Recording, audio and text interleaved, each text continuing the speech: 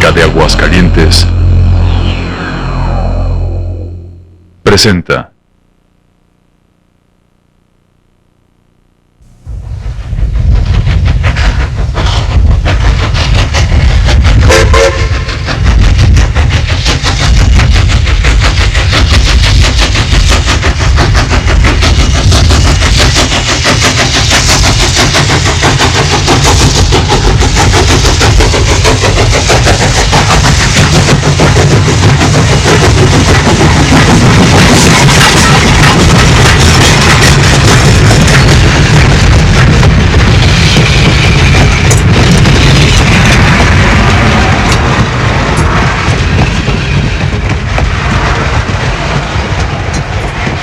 Hubo una época en que la vida de Aguascalientes era regida por las actividades de los talleres del ferrocarril.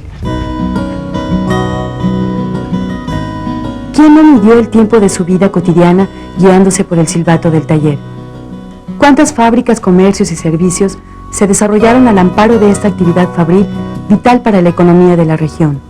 Casi en todos los puestos estuve yo trabajando. Me gustó conocer todos los departamentos. Sí.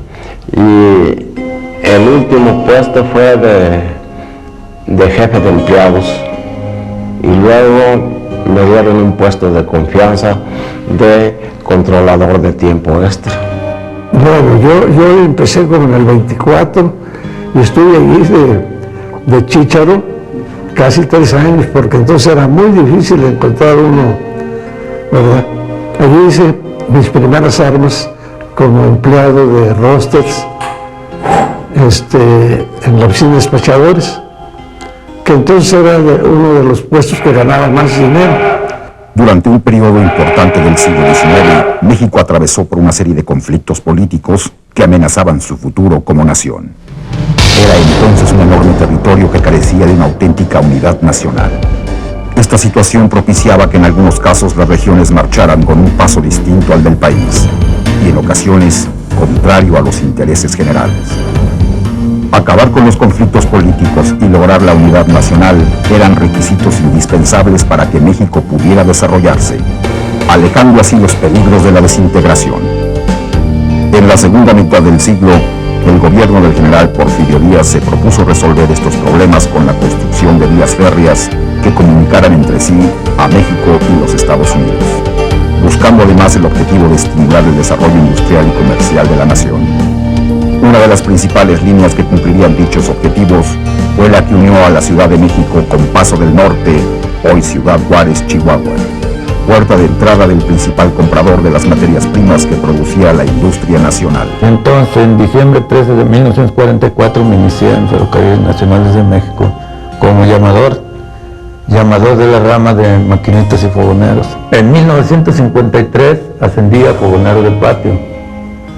En 1955 ascendí a fogonero de camino.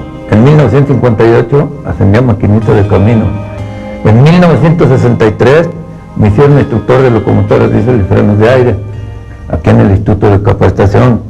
Después, en 1982, me fui de ayudante subgerente de operación a México. Una de las ciudades por las que pasaría este ferrocarril en su camino hacia el norte sería Aguascalientes. La empresa comenzó con sus trabajos en mayo de 1880, a pocos meses de que el general Porfirio Díaz concluyera su primer periodo presidencial. La línea fue inaugurada el 10 de abril de 1884. Su extensión, entre México y el Paso del Norte, de 1970 kilómetros.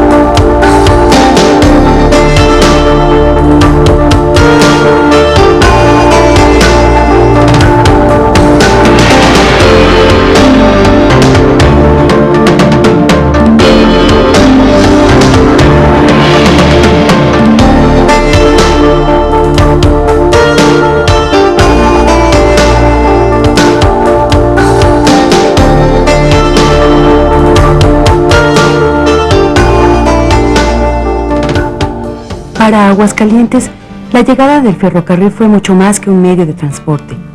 Representó una forma de vida, un universo en el que muchos de nuestros ancestros nacieron, se desarrollaron y murieron, y al que amaron entrañablemente, aun cuando no tuvieran una relación directa con él.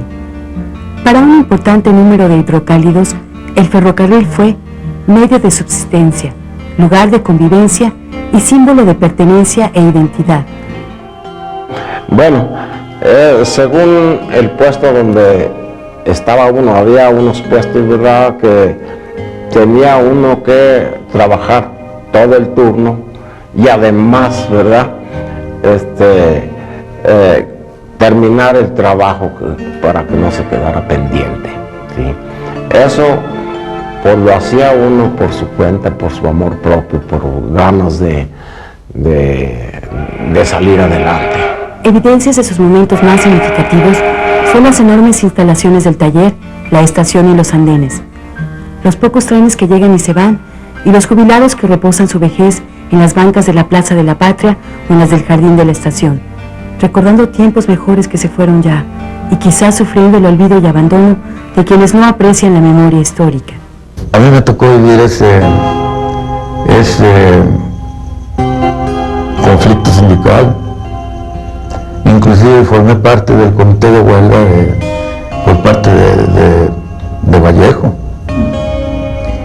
Y pues son las luchas sociales que se presentan siempre en las organizaciones, cuando la gente se cansa ya de los directivos, vienen de generación, vienen los cambios en la organización, y se vienen las luchas. Pero entonces se vino el movimiento Vallejo, que fue un movimiento espontáneo de todos los trabajadores, porque realmente ya no aguantábamos los salarios esos, y que el Partido Comunista, muy hábil siempre en sus maniobras, escogió a Demetrio Vallejo para ¿cómo se llama?, para secretario general. ¿Cómo le diré la palabra? Pues ya se fue degenerando hacia su... Ya era una cosa de bien personal, ya nomás. Y ya no era un... Pues ya no hacían por los trabajadores. En 1882, la señora Concepción Gámez vendió a la Compañía del Ferrocarril Central Mexicano un terreno en el lado norte de la calle que conducía a los baños de Ojo Caliente, a unos 300 metros de los baños de los Arquitos, para construir ahí la estación del ferrocarril.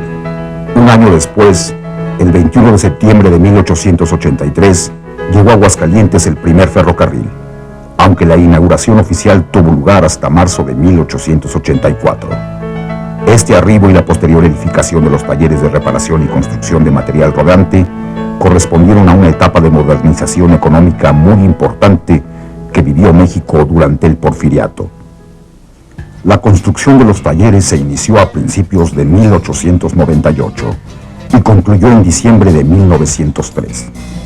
La necesidad de crear espacios de habitación para los obreros de este nuevo centro fabril aceleró el desarrollo del barrio de la estación, así como el surgimiento de las colonias del trabajo, gremial y ferronales.